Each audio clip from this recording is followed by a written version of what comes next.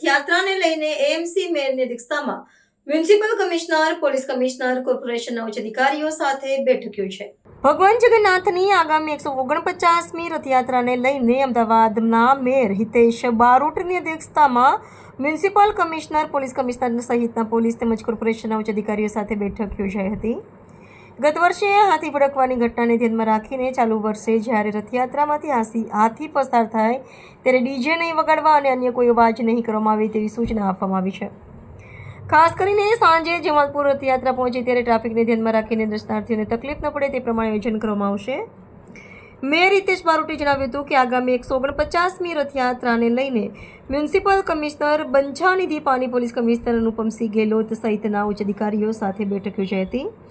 ભગવાનની રથયાત્રા શાંતિથી અને વ્યવસ્થિત રીતે નીકળે તેને ધ્યાનમાં રાખીને બેઠક યોજાઈ હતી. પોલીસ કમિશનર અને મંદિર તરફથી જે પણ સૂચનો કરવામાં આવ્યા છે તે સૂચનોને ધ્યાનમાં રાખી અને રથયાત્રા ઝડપથી નિજ મંદિરે પહોંચે તે પ્રમાણે આયોજન કરવા અંગેની ચર્ચા કરવામાં આવી હતી.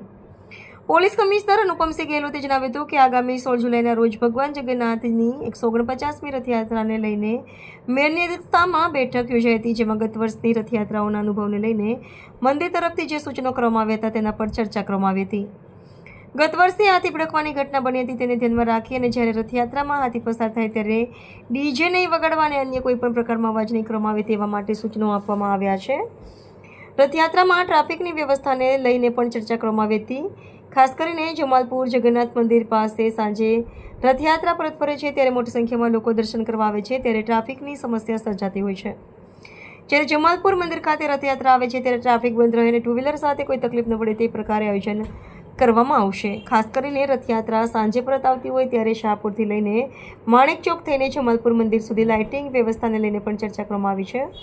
અમદાવાદ મ્યુનિસિપલ કોર્પોરેશન, પોલીસ અને અન્ય વિભાગો સાથે મળીને રથયાત્રા સારી રીતે અને શાંતિપૂર્વક નીકળે તેને ધ્યાનમાં રાખીને તમામ પ્રકારની ચર્ચાઓ કરવામાં આવી છે. 50મી રથયાત્રા સુખ, શાંતિ અને સમૃદ્ધિ લઈને આવે. અમદાવાદ મહાનગરની અંદર જ્યારે એકતાનું પર્વ ઉજવાતું હોય, ભગવાન જગન્નાથ પોતે નગરની પરિક્રમા કરવા નીકળવાના હોય અને સૌ નાગરિકો સર્વ ધર્મ સૌના સાથે અને સૌના વિશ્વાસથી જ્યારે ભગવાન આ યાત્રા કરતા હોય એ યાત્રા શાંતિમય રહે.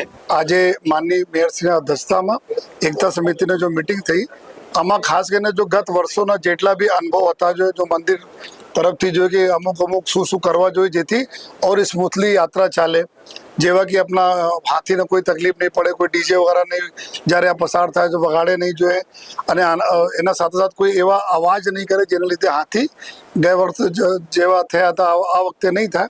તો આ બધા ચર્ચાઓ થઈ. સાથોસાથ અમુક જો ટ્રાફિકના વ્યવસ્થા બારે બી ચર્ચા થઈ કે જ્યારે રથ પરત આવે છે ત્યારે જમાલપુર પાસે જો ટ્રાફિક બંધ રહે જેથી જો રથમાં જ્યારે દર્શનાર્થી આવે એના ટુ વ્હીલર વગેરે સાથે કોઈ તકલીફ નહીં પડે. સાથોસાથ અમુક જગ્યા લાઇટિંગના વ્યવસ્થા માટે જો બી અમે ગત વર્ષોમાં જેટલા બી અમે લોકો લાગતા હતા કરવા જોઈએ આ ચર્ચાઓથી આ વખતે સારી રીતે ઓલરેડી બધી ચીજોના સમાવેશ કરવામાં આવેલા છે અને એએમસી અને પોલીસ અને તમામ અન્ય એજન્સીઓ સાથે મળીને આ વખતે બી ભગવાન જગન્નાથજીના રથયાત્રા ખૂબ સારી રીતે જો પસાર કરાવશે. तो व्हाट्सएप, ट्विटर, फेसबुक, इंस्टा जहाँ भी आपका अकाउंट है इसे शेयर बटन के द्वारा वहाँ पर शेयर करें.